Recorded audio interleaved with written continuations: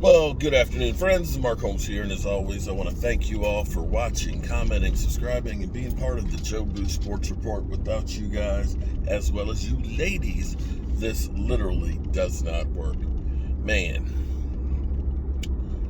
rough morning. Spilled my coffee on my streaming board, which is what controls all the cameras and stuff. And it worked at first, then it seeped through it. I'm taking it apart.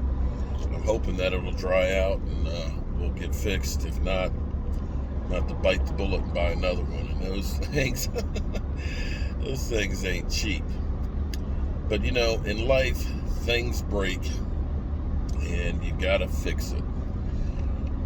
You know, I've been sitting here thinking. My morning video was about the season comes down to one thing. Or, okay, it doesn't really come down to one thing, but it comes down to multitudes of things. But the biggest key, the biggest linchpin for the Dallas Cowboys is keeping the offensive line healthy and them opening up holes. You know, people look at Zeke and they say Zeke, is done. I say Zeke is done if he doesn't have an offensive line. You know, people will say, well, Dak Prescott, he's only great because he's got his wide receivers, and the best offensive line in football. True. You can have those things, but if you don't have a guy who can pull the trigger, it still doesn't work. So in the offense, it's definitely the offensive line. For the defense, one of the things that hasn't really gotten much being talked about that much, and is going to be a major factor, is a free agent signing. I know we're all hyped up about, Micah. Micah's been playing, inside. He's been playing weak side, strong side. Now he's working on pass rushing with D-Law. And he's going to be a multi-piece, a Swiss Army knife guy. That's great. We look at guys like Urban that we've signed, and my man from the Jets, and also the guys we drafted from Quentin Bohannon and OC, that we look at the defensive line and we say, man, yeah, we're focusing on those. But one of the things that's interesting is this. If you think about our defense in 2013, we lost to Marcus Ware because they let him go. Jason Hatcher came off of an 11-sack season and went to Washington. Got paid. Didn't bust a great, but got paid. And Sean Lee tore up his knee. That defense the year before, that year, 2013, okay? Or excuse me, those defense on 2013 was the worst in the NFL. And we lost those guys. And so you looked at that and said, man, we lost the three guys in the defense that were doing something. We're going to get even worse if that was all possible. But the interesting thing was that defense changed with Rod Marnelli came in. He adjusted the Tampa 2 and was the offensive line guru. Defensive line guru. That whole streaming deck messing up has just messed up my brain. Forgive me. I'm just sitting there thinking about the cost of this piece that I've just messed up. But you looked at that defense that went from 32nd to 19th. I know a lot of you are going to say that's not exactly earth-shattering. But what that defense did, it was second in the NFL in taking the football away. They gave up a lot of yards, but they gave the offense more opportunities with the football, which was actually more important in the grand scheme of things. You can let those guys go down the field and boom, you get a takeaway. You gave up 50 yards, but you got the ball. They didn't score. It's demoralizing. And on the flip side, that can be as much as a 14-point swing because, they go down and score, they get a touchdown at 7 points. Instead, you stop them, you give the ball to your offense, they go down and score. That's a 14-point swing, potentially a 16-point if you go for 2.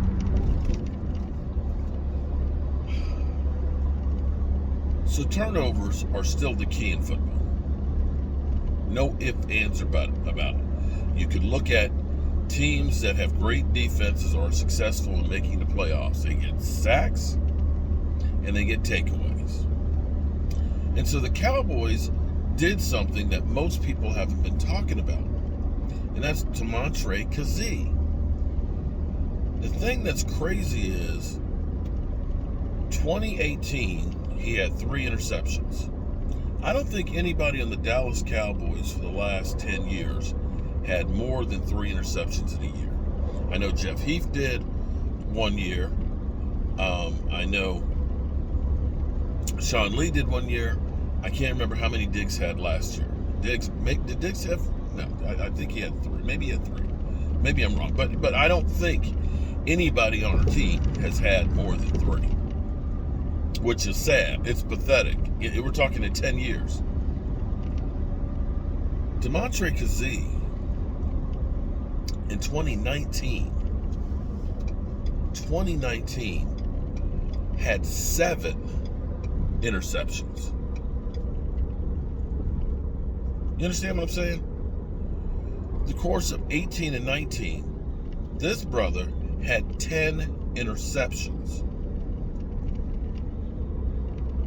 That's averaging 5 each of those years. Now, of course, last year, he tore his Achilles tendon in October. And, of course, when we signed him, Cowboys Nation, oh, here we go. Another broke down, trashy Atlanta Falcon. You know what? You can talk about the defense all you want on Atlanta. You can talk about the defense all you want.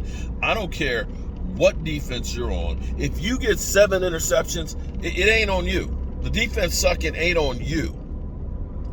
You did your job and then some. It's the rest of them mother humpers that didn't bust a grade. And I don't care how you put, garbage. The whole thing with Dak Prescott is garbage time. Listen, an interception is an interception in the NFL. And this guy would get interceptions. Now, he was back on the field in OTAs. And it didn't really sink in for too many people because it was an Achilles tendon injury. That's, we're talking about rupture. It's rebuilding. To me, it still blows my mind because injuries that were career enders back in my day are now routine maintenance. But we didn't hear anything about any lingering effects. We didn't hear about him being held back. He seemed to be a full go. And if he can get anywhere near where he was in 17 and 18 at safety, brother, you got to love that. Because safety in the middle of the defensive line, have been the killers on the Dallas Cowboys defense. And it's amazing because nobody's really talking about Kazee. But if he plays well, if he becomes a ball-hawking safety, if he plays like he did in Atlanta, getting the ball, and now you've got an athletic front and better linebackers, you can see a massive swing in the production on the Dallas Cowboys defense. 10 interceptions in 2 seasons. And yet nobody's looking at him.